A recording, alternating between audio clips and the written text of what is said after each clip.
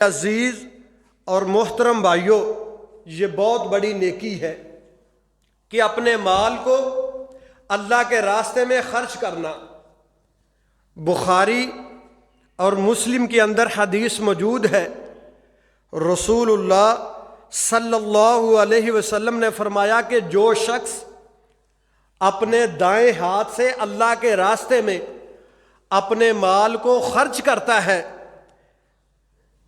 ایسے بندے کے مال کو اللہ کس طرح بڑھاتے ہیں؟ نبی صلی اللہ علیہ وسلم نے فرمایا یربیھا لصاحبیھا کما یربی احدکم فلوہ حتی تکون مثل الجبل۔ اس طرح خرچ کرنے والے کے مال کو اللہ اس طرح بڑھاتا ہے جس طرح کوئی اپنے گھوڑے کے بچے کی پرورش کرتا ہے، حتیٰ کہ ایک کھجور جو انسان اللہ کے راستے میں خرچ کرتا ہے وہ کھجور ایک پہاڑ کی طرح ہو جاتی ہے۔ اللہ اکبر! کتنی بڑی نیکی ہے کہ ایک کھجور کو اللہ کے راستے میں خرچ کرنے والا، ایک کھجور کو اللہ کے راستے میں صدقہ کرنے والا ایک پہاڑ کے وزن کے برابر اللہ سے ثواب کو حاصل کر لیتا ہے۔ اور نبی صلی اللہ علیہ وسلم کا گھرانہ بھی کیا عجیب تھا، اللہ اکبر! حدیث میں آتا ہے ایک عورت نبی صلی اللہ علیہ وسلم کے گھر میں آئی اور آ کر سوال کیا۔ گھر والوں نے کہا کہ نبی صلی اللہ علیہ وسلم کے گھر کے اندر کوئی چیز نہیں۔ اماں جی فرماتی ہے پورے گھر کو میں نے تلاش کیا سوائے ایک کھجور کے، مجھے گھر میں سے کچھ بھی نہیں ملا۔ میں نے سوچا اسی کھجور کو صدقہ کر دیتی ہوں۔ میں نے وہ کھجور لا کر اس عورت کے ہاتھ کے اوپر رکھ دی۔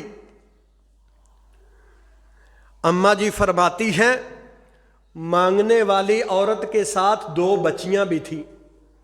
اس عورت نے کھجور کے دو ٹکڑے کیے۔ کتنے ٹکڑے کیے؟ دو ٹکڑے کیے۔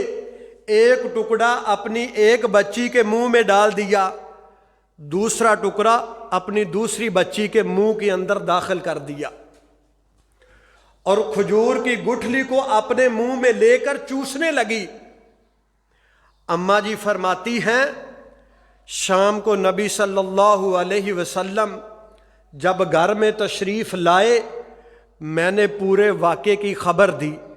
نبی صلی اللہ علیہ وسلم نے فرمایا کہ تو نے درست کیا ہے، اور آپ نے فرمایا کہ جو واقعہ تو نے مجھے بتلایا ہے، نبی صلی اللہ علیہ وسلم نے فرمایا اتنی محبت وہ عورت اپنی بچیوں سے کرتی تھی، آپ نے فرمایا یہی محبت اسے اللہ کی جنت میں لے جائے گی۔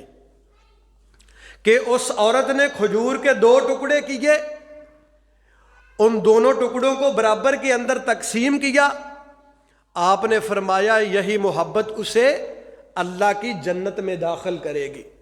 تو میرے بھائیوں، اس حدیث کو بیان کرنے کا مقصد یہ ہے کہ نبی صلی اللہ علیہ وسلم کے گھر کے اندر اگر ایک کھجور بھی ہوتی تو نبی صلی اللہ علیہ وسلم کے گھر والے اسے بھی صدقہ کر دیتے۔